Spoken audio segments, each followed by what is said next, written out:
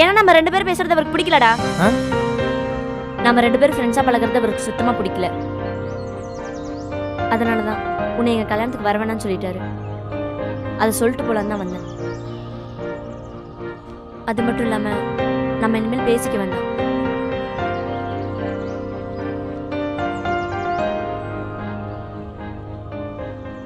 ஹரிணி, ஒரு பையனும் பொண்ணும் ஃப்ரெண்டாக இருக்கிறது அவ்வளோ சீக்கிரம் யாரும் ஏற்றுக்க மாட்டாங்க.